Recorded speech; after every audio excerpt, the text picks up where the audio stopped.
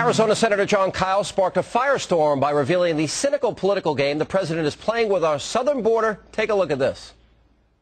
I met with the president in the Oval Office, just the two of us. Here's what the president said. The problem is, he said, if we secure the border, then you all won't have any reason to support comprehensive immigration reform. In other words, they're holding it hostage. They don't want to secure the border unless and until it is combined with comprehensive immigration reform. All right, the White House is denying that accusation. Here's what Deputy Press Secretary Bill Burton had to say earlier today. The president didn't say that. Senator Kyl knows that the president didn't say that.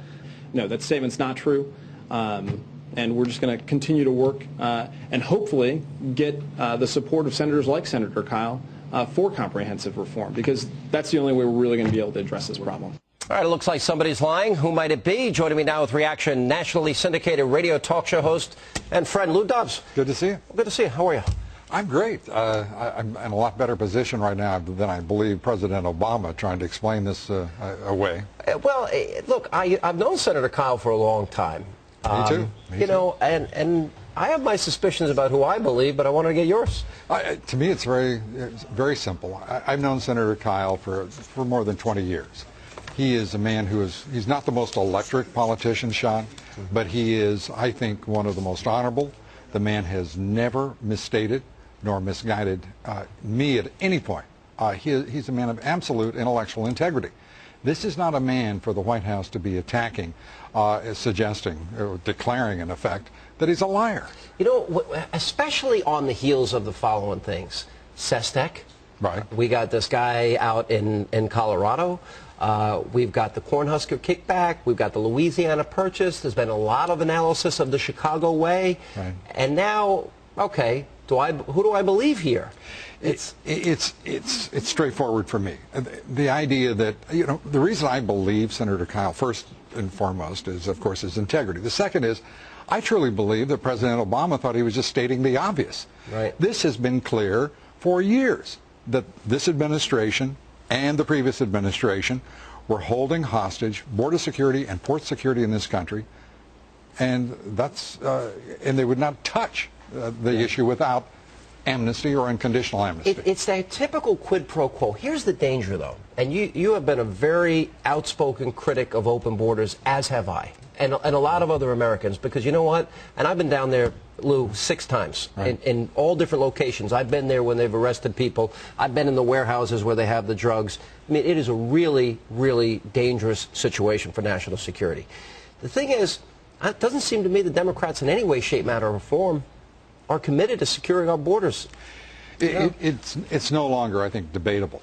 This president said on May 25th, 1,200 National Guardsmen would be on their way. They are still, almost a month later, not there. The lip service, the gamesmanship continues under this administration, and there's going to be there could be dire consequences beyond simply the lack of credibility for this administration. What do you think it is? Why do you believe it's totally political? What if Kyl is telling us the truth here, and the President of the United States of America will not secure our borders because he wants a bill passed? Because that's basically what he's saying. I think he's made it very clear. There has been no movement at all.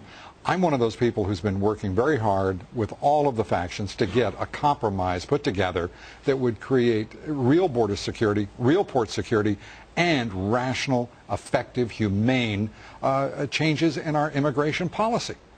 This kind of development does nothing more than set back those who in good faith are trying to do better. Yeah. And it's a shame. I get asked this all the time. Well, Hannity, what are you going to do with the 12, 13 million people that are in this country illegally? Right. And you know, my answer is I don't even want to talk about it until we secure the border. I'm curious what your answer is. Well, my condition has always been border security, port security before. But if people in good faith could work together on this and come to terms on a plan for those 12 to 20 million illegal immigrants, it would make great sense. But right now there is such distrust, and much of it engendered by this administration, to the point most Americans want a compromise. They want this problem solved. So would you be open then? Am I reading you know, what you're saying here, that you might be open if we secure the border first, you'd be open at least talking about it? Or absolutely. I have said throughout, Sean, I've said throughout, once that border is secured, we can talk in good faith about rational, effective, humane immigration policy. See, because you have been, I've watched from a distance, and I've known you for a number of years now, from a distance, and we've talked a couple of times, but you've been beaten up pretty bad on this issue.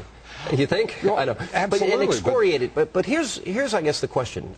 Now there's a lot of talk about you flirting with the idea of maybe running for office. Right. If you were going to run this year, or certainly 2012 would be the year, are you considering that? I haven't ruled it out. To say consider is a little too active, and to say I've not ruled it out is really accurate. There are a lot President?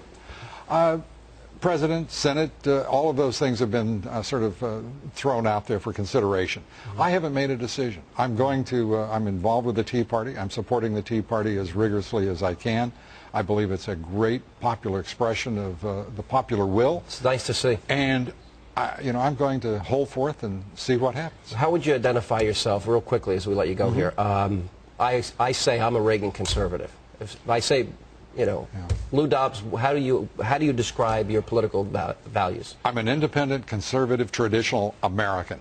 And when anyone asks me for the That's first... That's kind of a Reagan conservative. When anybody asks me for that first declaration, it'll always be American. I see it as my nationality, I see it as my race, and I see it as the answer to every question that can be asked about where your interests and your loyalties lie. Greatest country God gave man. We go back to those simple values: freedom, liberty, individual responsibility. Amen, brother. Amen. All right, Luke, good to see you. Thank you for being with us. Appreciate it.